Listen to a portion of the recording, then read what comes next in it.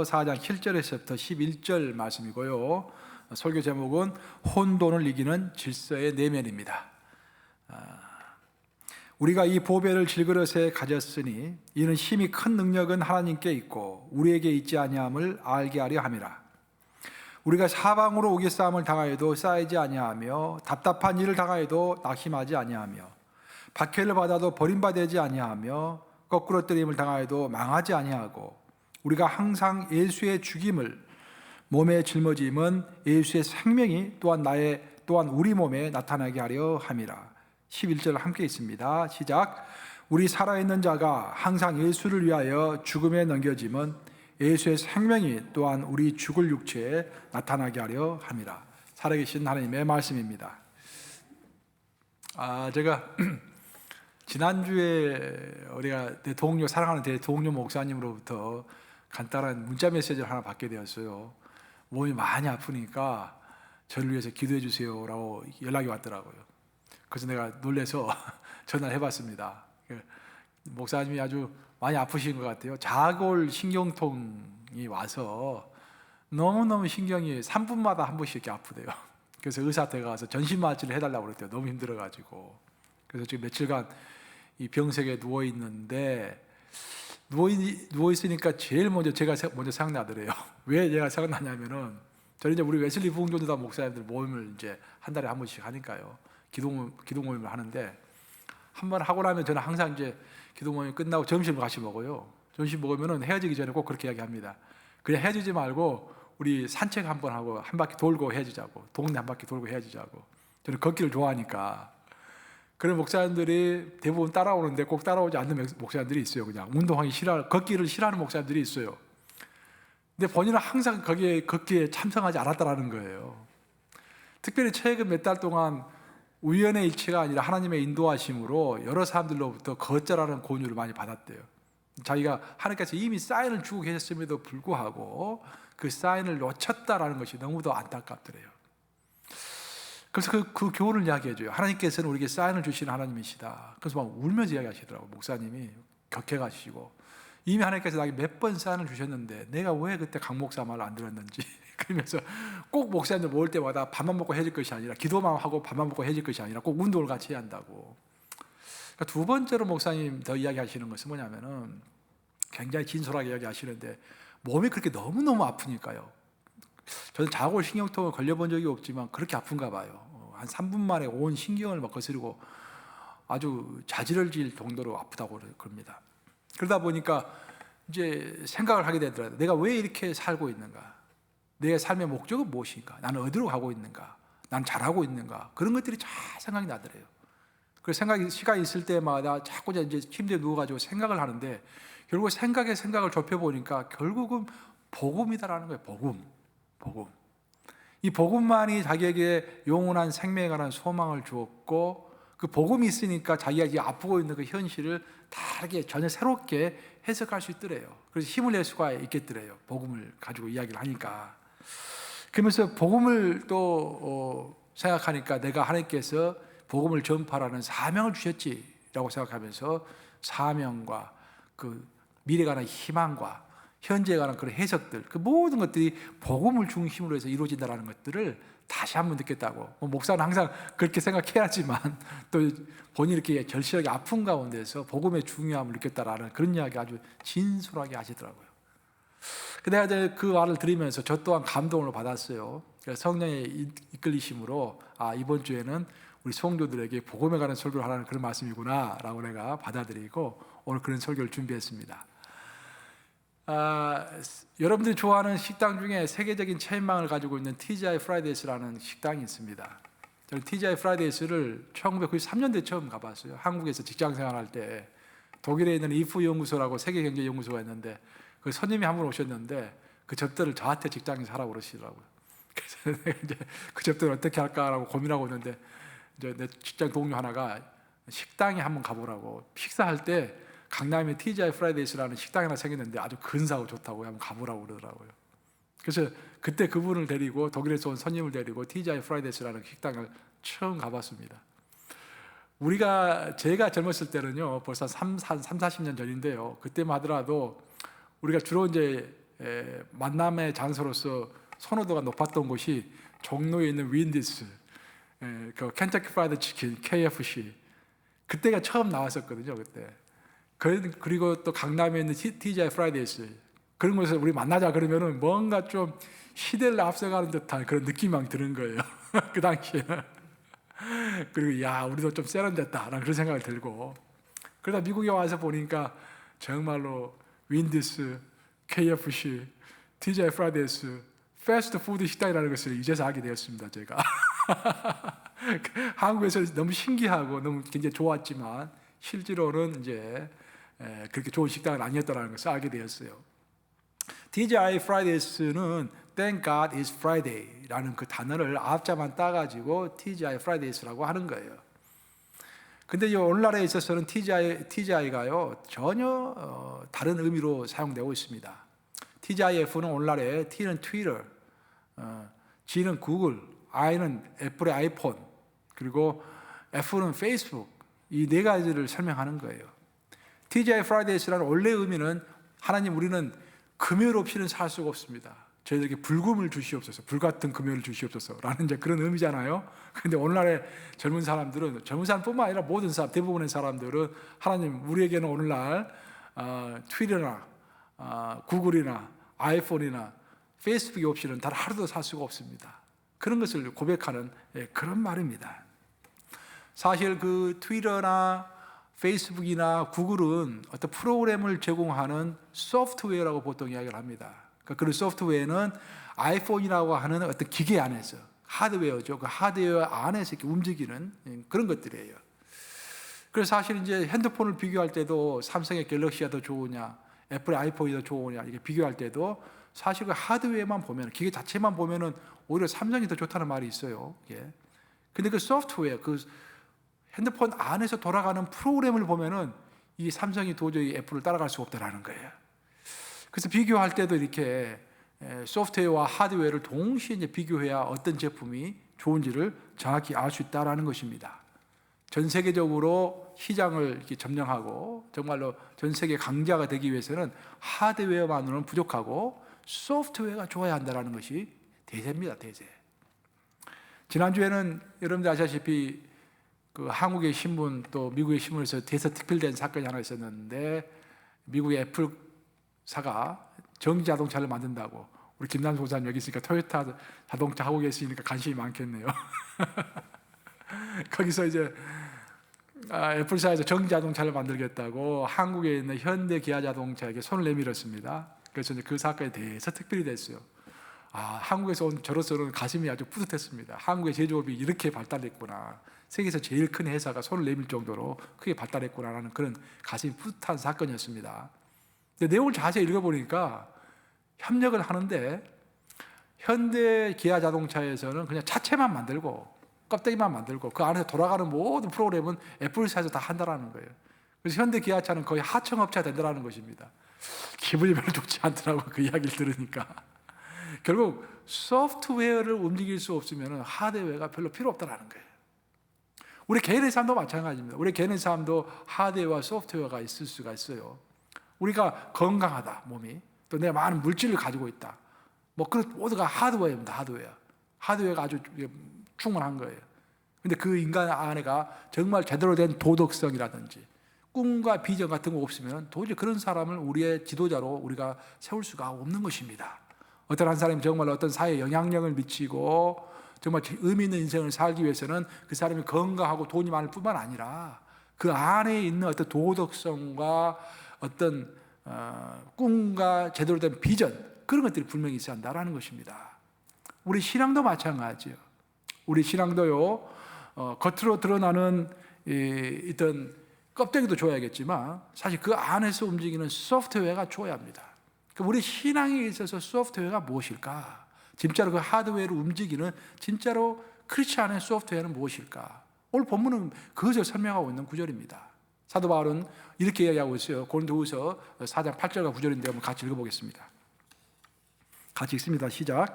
우리가 사방으로 오개싸움을 당하여도 쌓이지 아니하며 답답한 일을 당하여도 낙심하지 아니하며 박해를 받아도 버림받지 아니하며 거꾸러뜨림을 당하여도 망하지 아니하고 라고 되어 있습니다. 우리 크리스천들이 이 땅을 살아갈 때 이게 사도 바울 자신의 고백이에요. 지금 고린도 교회에다가 편지를 썼는데 고린도 교회의 성도들, 고린도 교회의 몇몇 사람들이 사도 바울을 굉장히 괴롭혔습니다. 가짜 사도다, 막 돈을 많이 밝힌다, 막 그러면서 굉장히 힘들게 했어요. 그래서 사도 바울이 그래서 쓴 편지가 고린도전서, 고린도후서를 썼는데 그때 사도 바울이 이제 그런 말을 하고 있습니다. 사실 내가 내 동료들과 함께 우겨싸움도 당하고 답답한 일도 당하고 박해도 받고 꺾어트림도 당하는데 그래도 우리는 절대로 넘어지지 않는다는 거예요. 넘어진 것 같지만 다시 일어서는 오뚜기와 같은 인생을 살아간다는 것입니다. 왜냐하면 우리 안에 숨겨져 있는 어떤 소프트웨어가 너무 좋기 때문에 그 소프트웨어 때문에 우리는 다시 일어선다는 그런 놀라운 고백을 하고 있습니다. 여러분 어떠세요? 여러분들 일상의 삶을 살아가면서 자주 넘어지잖아요. 하루에도 몇 번씩 넘어지고 힘들고 몸도 아프고 병도 걸리고 상처도 받고 어려운 일이 생기지 않습니까? 그때 여러분들 어떻게 다시 일어섭니까? 아니면 그냥 들어눕습니까? 사도 바울은 들어눕지 않고 다시 일어선다라는 거예요. 왜냐하면 그 자기 안에 어떤 아주 중요한 아주 좋은 소프트웨어가 있다라는 그런 말입니다. 그것이 뭘까? 그 소프트웨어를 고백하고 있는데 그것이 바로 사도 바울은 복음이라고 이야기하고 있습니다. 우리 오늘 본문인 고린도후서 4장 7절을 한번 같이 읽겠습니다. 고린도 4장 7절 우리 한번 같이 읽어보겠습니다. 시작. 우리가 이 보배를 질그릇에 가졌으니 이런 힘이 큰 능력은 하나님께 있고 우리에게 있지 아니함을 알게 하려 함이라. 여러분 굉장히 중요한 말입니다. 놀라운 말씀이죠. 자, 여기서 어떤 보배가 질그릇 안에 있다라고 우리의 신앙의 상황을 설명하고 있습니다. 그래서 질그릇은 깨어지기 쉬운 것이죠. 굉장히 질그릇은 놓치면 깨어집니다. 그 여기서 질그릇이 상징하는 것은 우리의 육체입니다. 육체가 아무리 건강해도요, 몸에 바이러스가 들어오고 또 우리가 힘들면 육체는 금방 망가지게 되어 있습니다. 아무리 아름다운 사람도 나이가 들어가면 다 얼굴이 쪼글쪼글해지고요. 다 왕년을 한때 다 예뻤죠. 다 피부가 탱탱했죠. 하지만 나이가 먹어갈수록 다 후패해지는 것입니다. 근데 그 깨어지기 쉬운 질그릇 안에 하나님께서 또 보배 하나를 집어넣으셨는데 그 보배가 뭐겠습니까? 바로 복음이다라는 거예요. 다이아몬드와 같은 그 보배가 그 소프트웨어가 깨어지기 쉬운 육체 안에 설치가 되었는데 그것이 바로 복음이다라는 놀라운 이야기를 하고 있습니다. 우리 안에 그 질그릇 같은 우리 육체 안에 놀라운 다이아몬드와 같은 복음이 숨겨져 있기 때문에 그 복음의 힘으로 그 소프트웨어의 힘으로 우리가 어떤 답답한 일을 당하고 우겨싸움을 당하고 막 우겨싸서 괴롭히고 답답한 일을 당하고 막 박해를 당하고 거꾸로뜨림을 당해도 다시 오뚜기처럼 일어설 수 있었다라고 사도 바울은 고백하고 있는 것입니다. 복음이 위대한 것은 무엇보다 복음은 우리에게 소망을 주기 때문에 위대한 것입니다. 우리로 하여금 미래를 바라볼 수 있도록 하기 때문에 위대한 것입니다. 보통 인간이 힘든 것은 인간의 과거와 현재를 생각하면 우리가 힘들죠. 그런데 미래는 꼭 복음은 우리로 하여금 미래를 바라보게 만듭니다. 지금 당장 내가 고통 가운데 있지만 힘든 가운데 있지만 나는 이미 영생을 받은 그런 사람으로서 영원한 천국에 영원한 새하늘과 새 땅에 들어갈 것이다 라는 그런 소망이 있기 때문에 그런 소망을 우리에게 주기 때문에 우리의 눈을 소망의 눈으로 바꾸기 때문에 복음이 파워풀한 것이에요. 복음을 우리가 온전히 가지고 있다고 한다면 우리가 나이 들어가는 것도 슬퍼할 이유가 전혀 없습니다. 여러분 생일이 될 때 기쁩니까 슬픕니까? 우리가 어렸을 때는 생일이 되기만 하면 손꼽아 기다려. 빨리 우리 어머니가 오늘 무슨 선물을 사주실까? 저도 좀 생각하니까 어렸을 때 생일이 되면 막 손을 꼽아서 기다려요. 그러면 친구들 생일날 초대하면은 내가 어렸을 때는요, 친구들이 생일 파티에 오면은 선물을 갖고 오는데 전부 공책, 연필, 세자루 그런 거 갖고 와요. 전부 생일 선물로. 큰 선물은 크레파스 뭐 12색 그런 것들 갖고 오고 그러는데 다 기억이 생생합니다. 어렸을 때는 생일을 손꼽아 기다려요. 근데 나이가 60이 넘어서면은 생일이 오는 것이 싫어. 그죠, 여러분? 생일이 안 왔으면 좋겠어, 그냥. 60이 넘으면은. 그렇게 되는 거예요. 그런데 복음이 내 안에 심어져 있으면은 내가 생일이 오는 것이 기다려진다라는 거예요. 왜 그럴까? 오늘 사도 바울께서 이야기하고 계시는데 사도 바울이 고린도후서 4장 16절이죠. 그렇게 이야기하고 있습니다. 한번 같이 읽어보겠습니다. 시작. 그러므로 우리가 낙심하지 아니하노니 우리의 겉사람은 낡아지나 우리의 속사람은 날로 새로워지도다라고 이야기하고 있습니다. 복음이 좋은 것은 뭐냐면은 복음은 우리의 눈을 바꿔줘가지고 미래지향적으로 우리를 바꿔줄 뿐만 아니라 복음은 우리 안에 있는 속사람을 날로 새롭게 한다라는 거예요. 겉사람은 후패집니다. 자꾸 늙어가고 피부도 갈라지고 여러 가지 안 좋은 현상들이 많이 벌어집니다. 그렇지만 속사람은 더욱더 예수 그리스도를 닮아서 고상해지고 더욱더 그 열망 가운데 있고 영원한 삶과 새 땅을 사모하게 되어 있고 하면서 속사람은 날로 새로워진다는 거예요. 그래서 정말로 복음이 힘겨진 사람에게는 나이 드는 것이 걱정스러운 것이 아니다, 그런 이야기를 또한 하고 있습니다.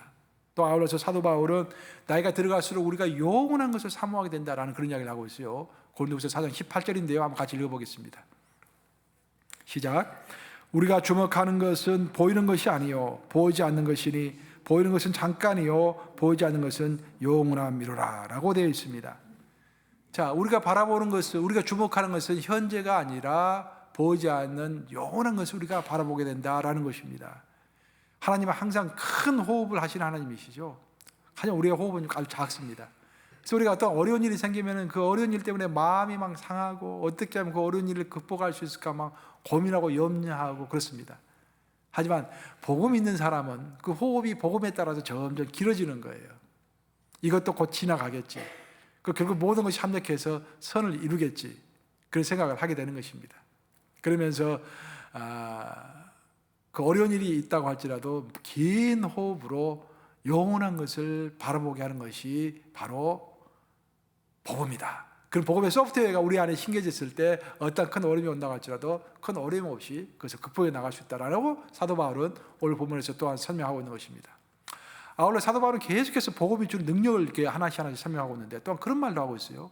복음이 있는 사람에게는 고통이 왔을 때, 그 고난이 왔을 때 그것이 오히려 성장의 기회가 된다라는 그런 이야기도 하고 있습니다. 4장 10절 말씀이죠. 같이 읽어보겠습니다. 4장 10절 시작. 우리가 함께 예수의 죽임을 몸에 짊어짐은 예수의 생명이 또한 우리 몸에 나타나게 하려 함이라. 참 중요한 말씀입니다. 우리의 인생을 살아갈 때 거꾸로뜨림을 당하고 핍박을 당하고 에워싸움을 당하고 모두 삶의 무게입니다. 그런 무게를 피할 수 없다는 거예요. 여기서 예수의 죽임은 예수님이 십자가에서 겪으셨던 진짜로 죽을 것 같은 그런 고통을 이야기합니다. 그런 고통이 모든 믿는 자에게 몇 번은 찾아오게 된다는 것입니다. 근데 그러니까 그런 고통 가운데 있을 때 오히려 우리는 그런 고통 과정을 통하여서 예수의 생명을 얻게 된다라고 이야기하고 있습니다. 그래서 생명을 얻는다라는 것은 예수의 생명을 만나게 된다, 그런 말이죠. 그 말은 무슨 말이냐면은 정말로 여러분이 어려우면 뭐 하게 됩니까, 여러분? 하나님께 기도하게 되죠. 진짜로 힘들면은요, 다른 사람들에게 전화도 안 하게 됩니다. 적당히 힘들어야 다른 사람들에게 전화해요. 근데 진짜로 힘들면은 전화하기도 싫어요. 그냥 혼자 있고 싶어. 혼자, 그렇죠? 진짜 힘들면 혼자 있고 싶습니다. 혼자 있으면서 그냥 하나님께 기도하고 싶습니다. 그것밖에 길이 없으니까요. 그러면서 하나님의 생명을, 예수의 생명을 체험하게 된다라는 거예요. 그렇기 때문에 복음이 있는 자는 어떤 고난이 왔을 때 그 고난을 피하는 것이 목적이 아니라 그 고난을 통하여서 복음의 주체가 되시는 예수님을 만나는 것이 목적이라는 그런 이야기를 사도 바울은 해주고 있는 것입니다. 여러분 어떠세요? 요즘에 어떤 고난이 있습니까? 여러분 삶에 어떤 어려운 점이 있습니까? 여러분 안에 이미 복음이 심겨져 있고 그 복음의 주인이신 예수님의 영이 여러분과 함께 하십니다. 그래서 그 어려움을 극복해 나가실 때 그 복음의 주인 되시는 하나님을 만날 수 있는 좋은 기회가 되는 것입니다. 복음을 빨리 회피하고 복음을 빨리 지나가는 것이 목적이 아니라 그 복음 가운데서 고난 가운데서 고난을 회피하고 고난을 피하는 것이 목적이 아니라 그 고난 가운데 계시는 복음의 주인 되시는 예수님을 만나는 것이 핵심인 것입니다. 이렇게 복음은 우리에게 소망을 주고 예수님을 만나게 합니다. 그래서 복음이 있는 사람은 어떤 어려움을 당한다고 할지라도 거꾸로 트림을 당한다 할지라도 다시 일어선다라고 사도 바울은 설명하고 있습니다. 그러면서 사도 바울이 마지막으로 설명하고 있는 것은 뭐냐면은 복음 있는 자에게는 반드시 사명을 가지게 된다라는 그런 이야기를 또한 하고 있습니다. 우리가 모두 예수님을 믿을 때 두 가지의 부르심을 받게 됩니다. 하나는 콜링을 받게 되고 하나는 미션을 받게 됩니다. 모든 크리스천들이 예외가 없습니다. 콜링을 받게 된다는 것은 하나님의 자녀로서 부르심을 받는다는 그런 이야기죠. 하지만 하나님의 자녀가 된 사람은 이제 하나님 안에서 일상의 삶을 꾸려나가면서 동시에 하나님으로부터 미션을 받게 됩니다. 너희는 가서 모든 족속으로 제자를 삼으라는 그런 미션을 받게 돼요. 일반적인 미션이죠. 그 일반적인 미션과 어울려서 나만이 할 수 있는 특수한 미션도 받게 됩니다. 특수한 소명도 받게 되는 거예요. 저 같은 경우는 너는 가서 뉴욕 감리교회를 잘 치리해라 라는 그런 소명을 받고 뉴욕 감리교회에서 일을 하고 있죠. 여러분들 또 여러분 직장이 있을 것입니다. 또 여러분의 어떤 나름대로 하나님께서 주신 어떤 소명이 분명히 있을 것입니다. 그런 소명을 이루어가는 삶을 복음 있는 자는 해나가게 된다라는 것입니다. 그래서 사도 바울이 고린도후서 전체를 통하여서 하고 있는 핵심 메시지가 바로 그것입니다. 너희들 지금 고난 가운데 있느냐? 힘든 가운데 있느냐? 그럼에도 불구하고 소명을 잃지 않는 삶을 살아라. 그런 이야기를 사도 바울은 고린도후서 전체를 통하여서 하고 있는 거예요. 이게 왜 중요할까? 여러분, 우리가 인생을 살아갈 때는 우리 두 개의 무게를 가지고 살아가는 거예요.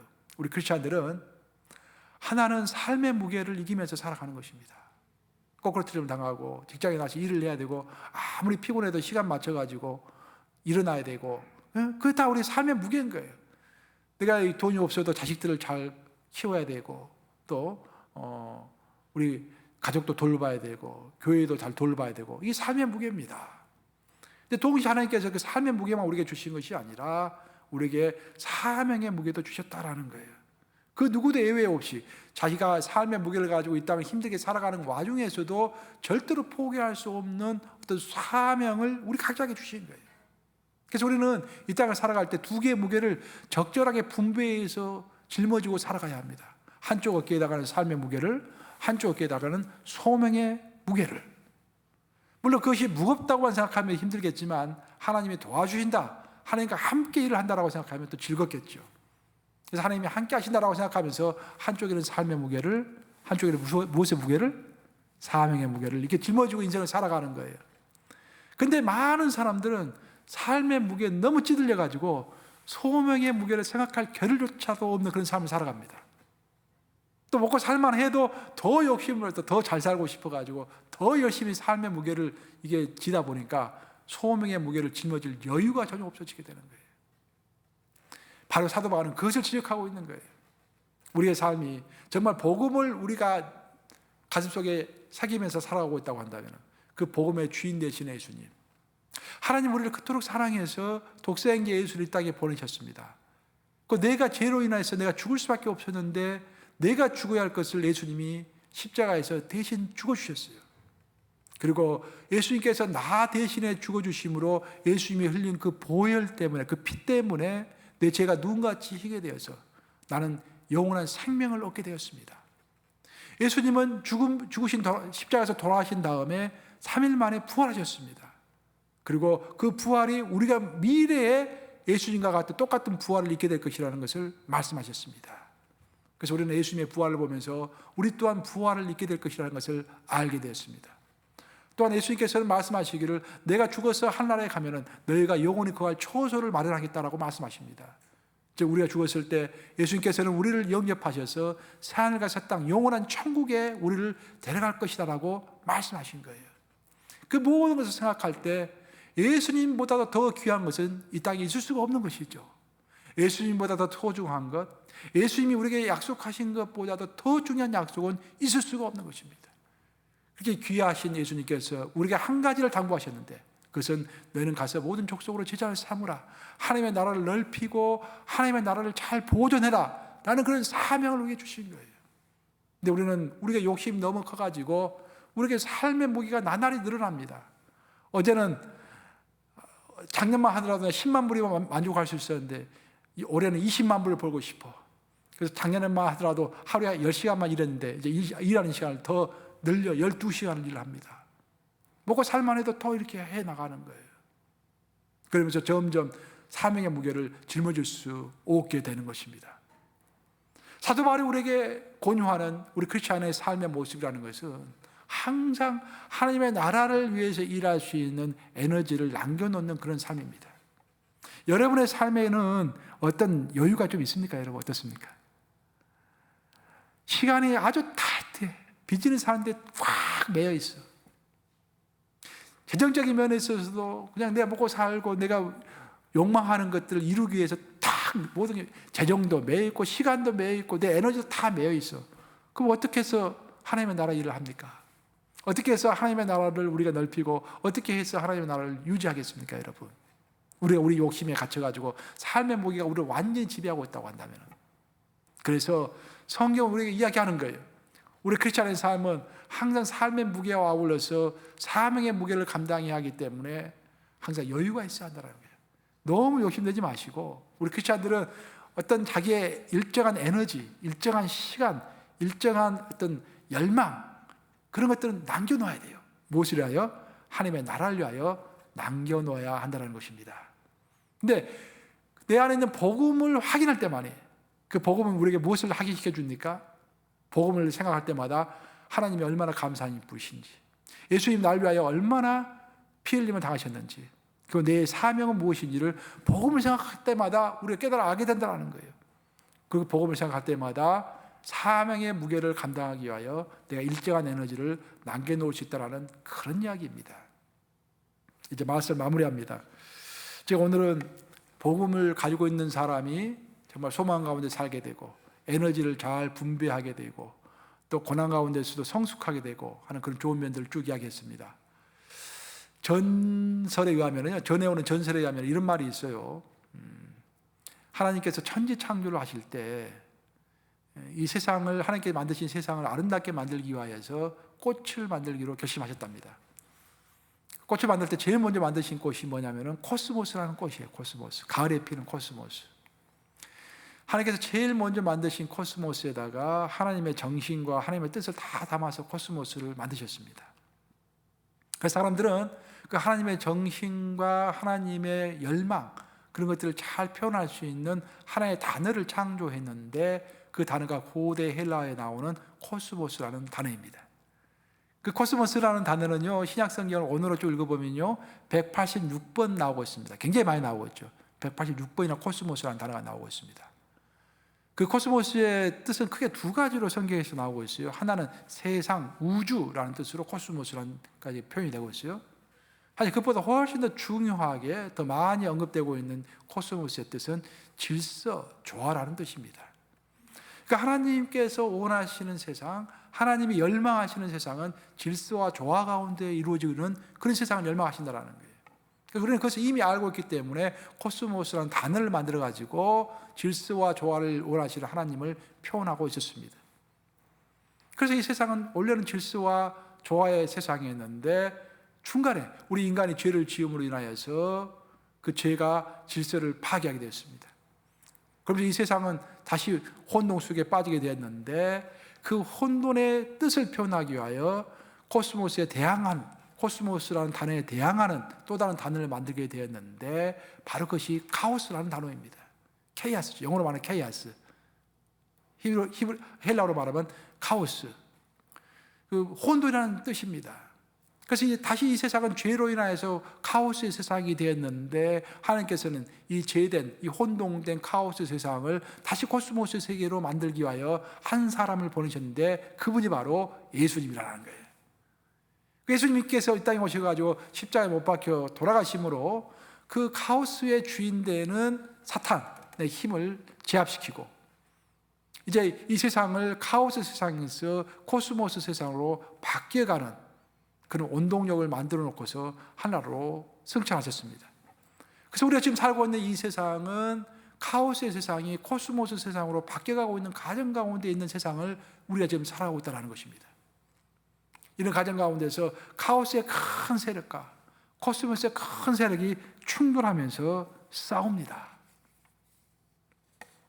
그리고 코스모스의 세력과 카오스의 세력이 충돌하면서 혼돈의 세력과 질서의 세력이 충돌하면서 싸울 때, 하나님께서는 우리 믿는 자들을 염려하셔가지고 우리 믿는 자들을 보호하시기 위하여 두 가지를 주셨다는 거예요. 첫 번째 주신 것이 보혜사 성령님을 우리가 주셨다는 것입니다. 그 보혜사 성령님 우리와 함께 하심으로 그 그 카오스가 혼돈의 개념과 혼돈의 힘이 우리를 압도할 때 그것을 방어해 줄 수 있도록 성령님이 우리와 함께 하십니다. 그와 아울러 하나님께서는 우리에게 한 가지를 더 주셨는데 그것이 바로 복음이라는 것입니다. 복음. 우리 안에는 우리 모든 크리스찬들에게서 최대의 무기는 성령과 복음입니다. 왜 복음이 중요하냐면은 케이아스의 세상, 카오스의 세상은 혼돈의 세상이기 때문에 항상 거짓입니다. 분별을 할 수가 없어요. 근데 우리에게 복음이라는 것이 딱 마음판에 새겨지는 순간부터 그 복음이 모든 판단의 기준점이 되는 것입니다. 우리는 모든 것을 복음에 맞춰가지고 복음의 정신에 맞추어서 판단을 합니다. 이것을 내가 받아들여야 할 것인지 말해야 할 것인지, 이것은 옳은 것인지 틀린 것인지. 근데 어떤 우리 마음속에 예수님을 믿는다고 하면서도 복음의 정신이 정확하게 심겨져 있지 않으면 분별을 할 수가 없어요. 그래서 우리는 매일 선택해야 하는 거 아니겠습니까? 내가 이것을 해야 할 것인지 저것을 해야 할 것인지. 내 마음속에 복음이 심겨져 있다고 한다면 복음은 우리의 눈을 바꿔서 항상 영원한 것을 바라보게 한다고 그랬죠. 그래서 그 영원성을 가지고 내가 이것을 판단할 것인지 말 것인지를 분별할 수 있을 것인데 그 복음이 제대로 심겨져 있지 않는 사람은 예수님을 믿는다고 입으로 고백하면서도 내가 무엇을 받아들이고 무엇을 버려야 할 것인지를 분별할 수 없다라는 그런 말입니다. 오늘날의 시대를 보통 정보화 시대라고 이야기합니다. 정보화 시대. 데이터가 많은 사람이 세상을 지배하는 거예요. 모든 것이 데이터입니다. 근데 여러분 데이터라는 것은요, 예를 들어서 오늘 이 뉴욕 감독에 몇 명의 성도가 모였다. 성도의 이름은 뭐다. 성도 생년월일은 뭐다. 다 데이터입니다. 데이터. 그 데이터는 세상에 너무너무 많아요. 데이터는 혼돈 가운데 있습니다. 근데 혼돈 가운데 있는 데이터에 AI 인공지능이 딱 들어가면은 그 데이터에 질서를 부여합니다. 그 분류를 합니다. 분류하고 질서를 부여하면서 동시에 혼돈 가운데 있었던 그 데이터는 큰 가치를 창출해내게 되고 큰 돈을 만들어내는 것이죠. 그래서 엄격하게 말하면 이 정보화 시대에는 데이터를 많이 가진 사람이 힘 있는 것이 아니라 그 혼동된 데이터를 인공지능을 통하여서 잘 분류해서 질서를 세우고 가치를 부여하는 사람이 정말로 힘이 있는 사람인 것이에요. 다른 말로 하면 오늘날의 세계는 좋은 인공지능을 가지고 있는 사람이 좋은 인공지능을 가지고 있는 회사가 최고입니다. 그럼 우리 크리스찬들에게 있어서 인공지능과 같은 역할을 하는 것이 무엇일까요? 그것이 바로 복음인 것입니다. 복음이 있어야 그 많고 많은 판단 가운데, 그 많고 많은 현상 가운데 내가 어떤 길을 가야 할 것인지, 그렇죠? 내가 어떤 길을 가고 내가 무엇을 해야 할 것인지, 그 내가 무엇을 선택하고 무엇을 버려야 할 것인지 우리가 분별할 수가 있는 것입니다. 결국 복음이 있어야만이 이 혼돈된 세상을 이길 수가 있습니다. 오늘 설교 제목이 뭡니까? 카오스를 이기는 케이아스의 내면입니다. 아니. 카오스를 이기는 코스모스의 내면입니다.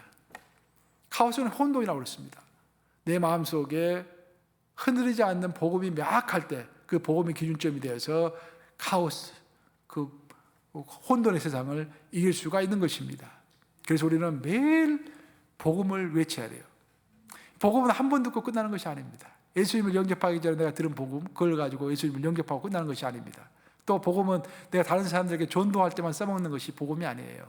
복음은 매일매일 가장 먼저 나에게 외쳐야 할 것이 복음인 것입니다. 복음의 내용이 뭡니까? 하나님은 나를 사랑하셨어요. 너무도 나를 사랑하셔가지고 나 한 사람을 위하여 예수 그리스도를 이 땅에 보내셨습니다. 예수님은 하나님의 아들이셨어요. 그 하나님의 아들이 십자가에서 돌아가셨습니다.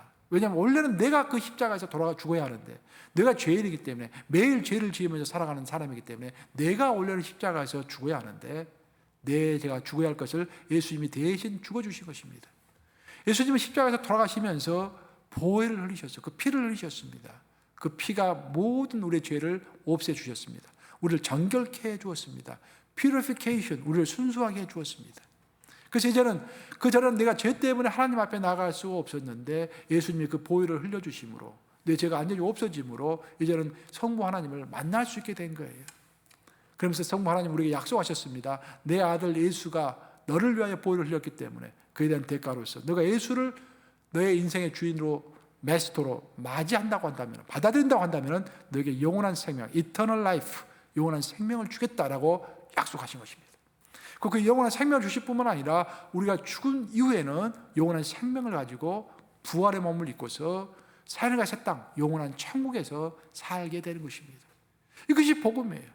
이것보다 더 중요한 것이 있을 수가 없습니다. 우리가 이 땅을 살면서 거짓 나사로처럼 우리가 아주 가난하게 살 수가 있어요. 또 평생 어떤 육체의 질병이 있어가지고 걸걸거리면서 살 수가 있습니다. 세상에서 살면 좀 안 좋을 수가 있어요.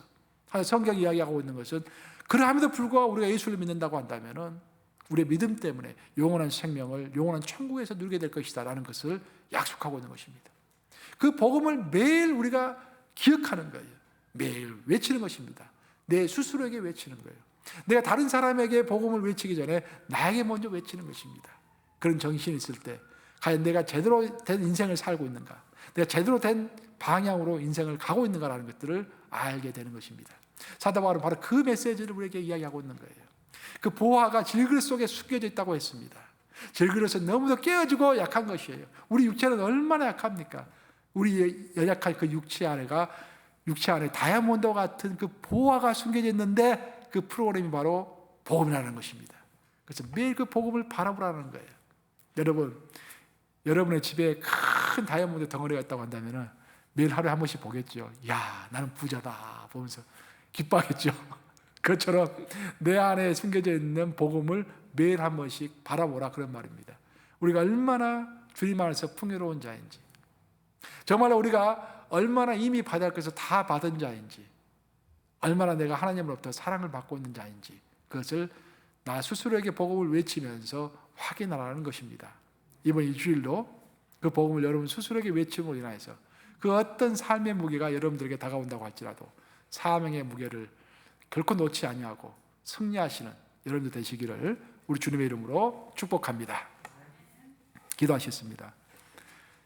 좋으신 아버지 감사합니다. 우리 사도 바울 선생께서 정말로 그 고난 가운데 있을 때 자기 그 묵상을 통하여서 내가 에워싸움을 당하고 내가 핍박을 받고 내가 거꾸로 트림을 당하여도 다시 일어선다.